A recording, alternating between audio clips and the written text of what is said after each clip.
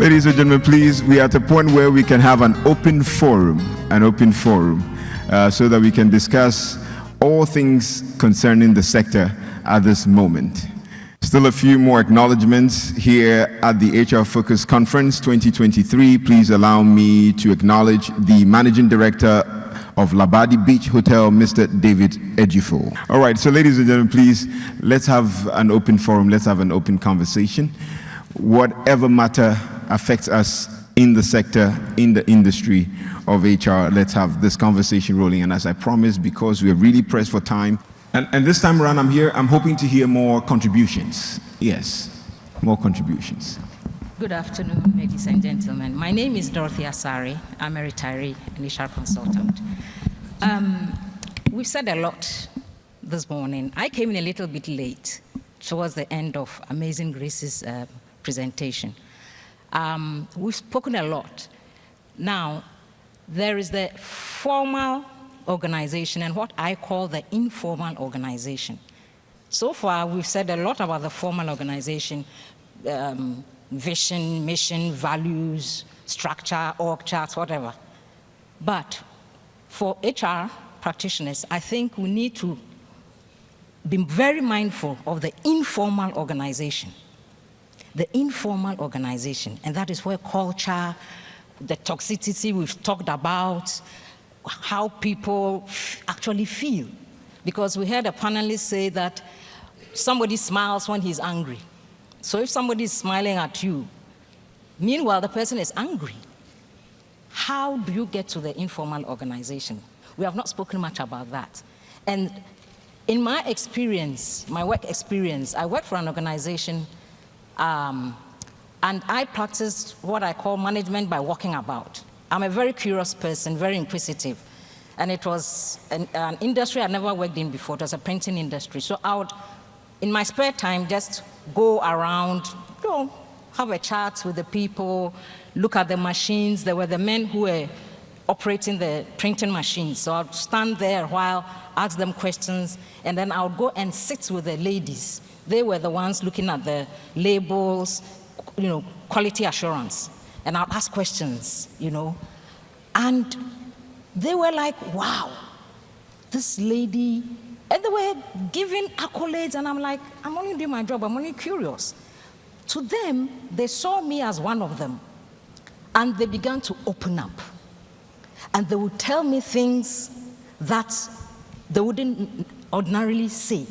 You call them for meeting, everybody is silent. Even when there's obvious discontent, and you call a meeting, okay, now let's talk about it. Silence. Everybody is quiet. But they began to open up, and I'm like, oh, wow. They would confide in me. So when I go to management and a decision is being taken, I'm able to say, no, let's look at this again. Because of the knowledge I have from just, talking to them. So I think that as HR practitioners, we have to pay a lot of attention. I think the informal organization is equally important, even if not more. Because at the end of the day, we are dealing with what? Human beings. Human beings are so complex. And we all say that HR, human resources, gives us a competitive advantage. You can have all the machines, you can have all the finance, you can have everything. But if you don't have a pulse on the informal organization, it can collapse. Wow, beautiful. Thank you. Thank you. The first question is, as a student, how can I keep up with HR trends and the things in the world of the work? Okay, the second question is, how can I prepare and adapt for a future with AI? And the third one is, in Miss Amazing Grace's speech, she spoke about how in the past you had a clear path, a clear career path, which was linear, but now it's meanders. So I want to ask that, even in this meandering situation, what can I expect when I want to establish a career in HR? Thank you. All right, very packed 3 questions. Kind of seems like we are writing a WAEC exam. Or do you want to help respond to that? Or you want to contribute? Yes, but please hold on. I want us to deal with these WAEC set of questions. please help me deal with them. Yes. Yes. I see Dr. Kopong and David. Thank you very much, young lady. I'm sure you are aware of the Chartered Institute of Human Resource Management, Ghana. And our mandate covers research. And therefore, we collaborate with a number of institutions in this country to conduct research in the area of human resource, and we make the findings available to whoever is interested in. Remember, we are collaborating even with the universities and other research institutes within Ghana and without. So you can always approach us. We will direct you to our website, and you can always go there and see some of the research findings that we have. Now, in terms of you joining, or in terms of you keeping up with what is happening in HR, we want to invite you to join as a student.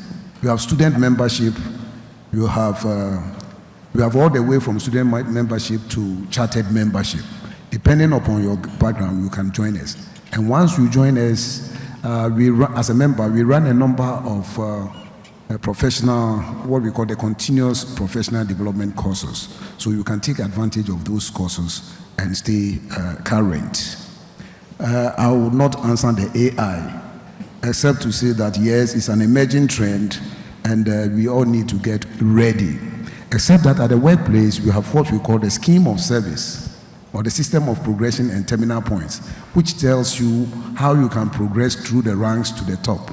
And so depending on whether you want to stop at HR or you want to go beyond HR, there are requirements in terms of experience, in terms of additional qualifications and all that. So we can always help guide you. Thank you very much. A bank of knowledge, Dr. Kopong David, yes. Yeah, so very good question, very good exam questions. Yeah, so where's the lady? Can I see her? Great. So have you read a copy of this magazine before? Okay. So let's start from here. There's a lot of information in here that will help you. But for asking those science and maths quiz questions, I'm going to offer you an internship at Petrosol. So you can see me afterwards, okay? David, this form of advertisement is frowned upon here. When I hear about learning, then someone will say, Manoke Kame, I would like to say something. With the lady who asked about the trends, we are in an age of, even the word change has been put aside. We are talking about fluidity.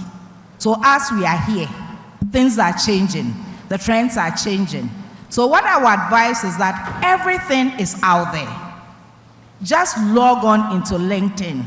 Log on. Facebook is now not just for chatting. You have all the groups there. Just search for the groups, or just put a keyword into Google and tell Google, alert me when there's anything on this word. So if it's HR, just tell Google, alert me on human resources. And all the trends and everything across the globe will drop into your email daily.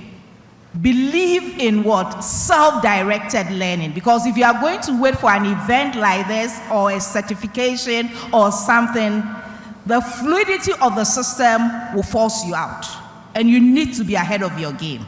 So I advise you that I'm a product of, self-directed learning. That has gotten me to where I am. And I would advise everybody that it's now even more challenging to learn if you want to wait for events, but rather take the initiative and search around. Thank you. Let's tackle that thing about AI, and I believe Uncle Christian has something to say. Thank you very much. With regards to AI, one of the things I would say, which really is good news, is that you'd find that as a student, I'm sure you've heard some of your colleagues, even yourself, say that when we try and go to the companies, they want us to have a number of years' experience, and we are students. Where do we get the experience from? Here's the good news. In terms of AI, a lot of people who are in industry don't even have the experience.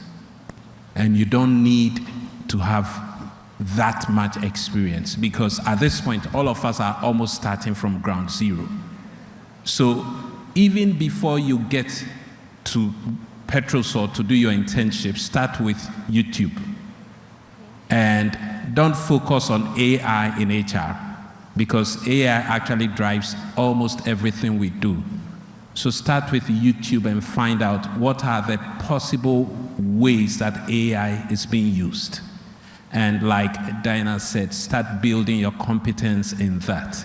And there are a lot of free online courses you can explore, and LinkedIn, Coursera, and even YouTube.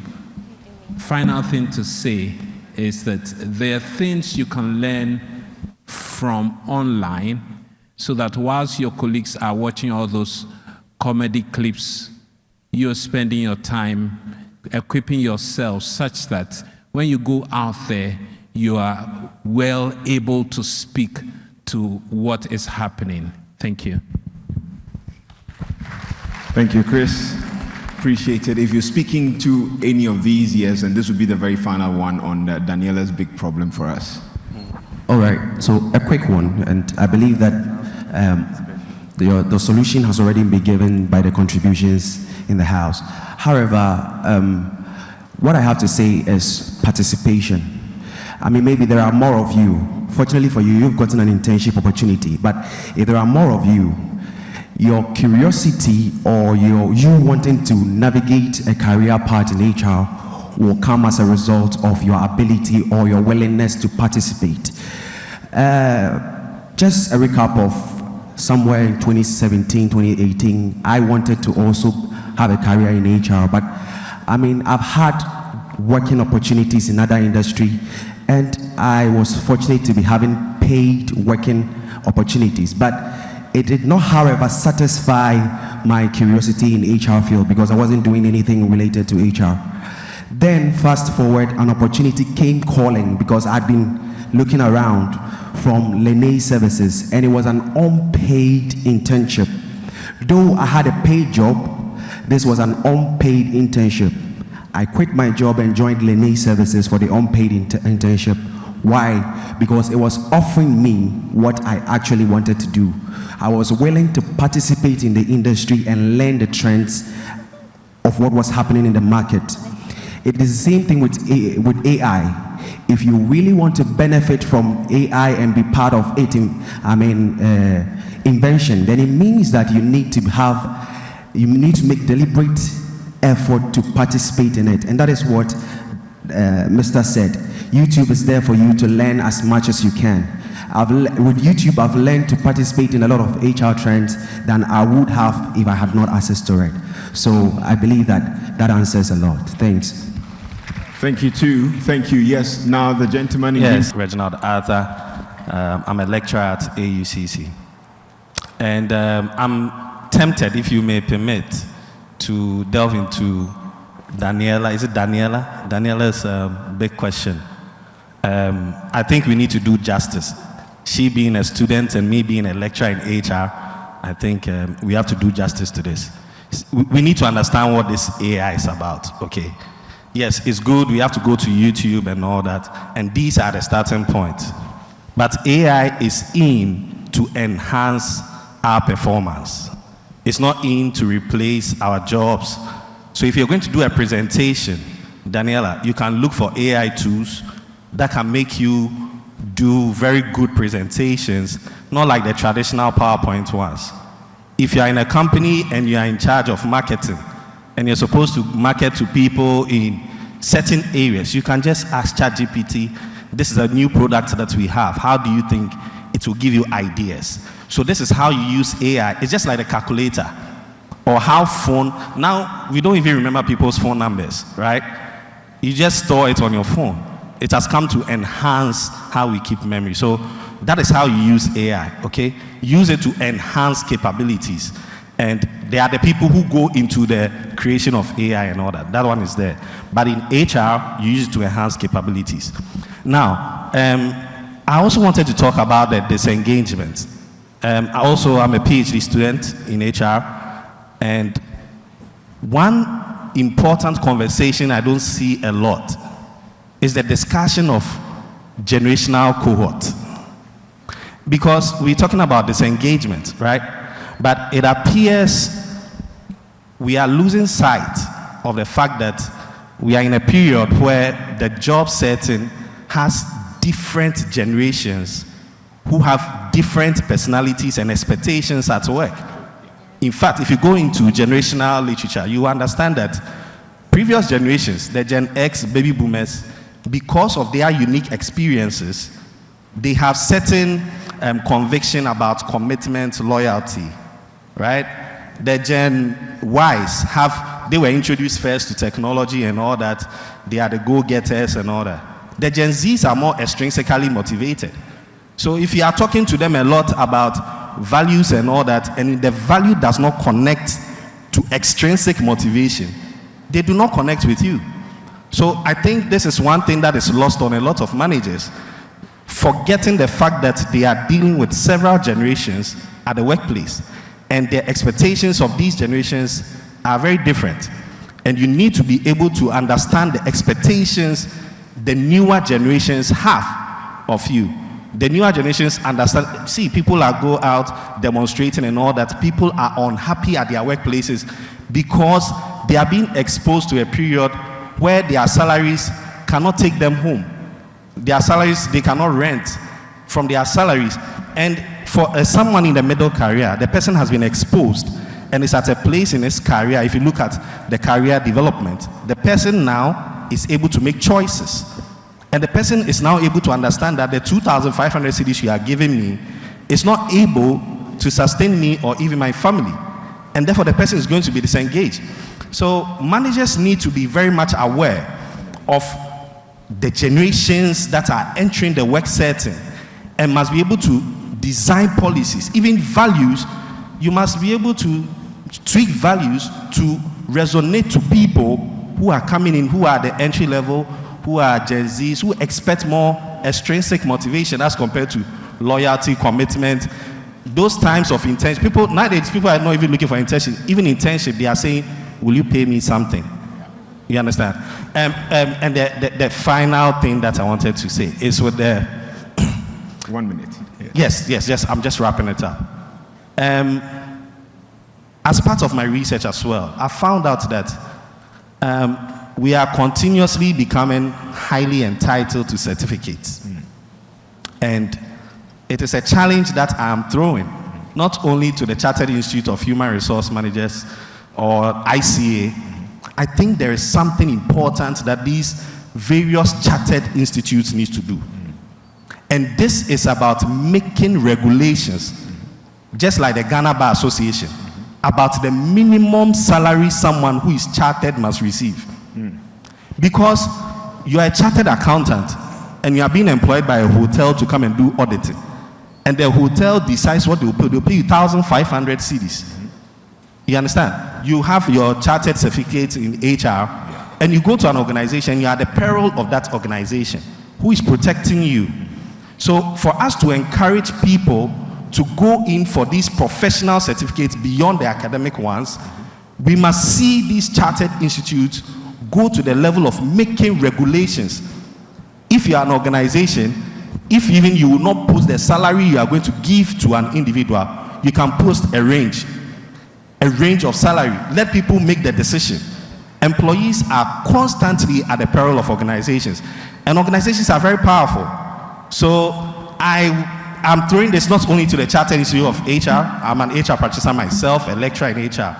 I think we need to go into regulations to protect the workers. Thank you very much. Thank you very much. Please, let's appreciate him.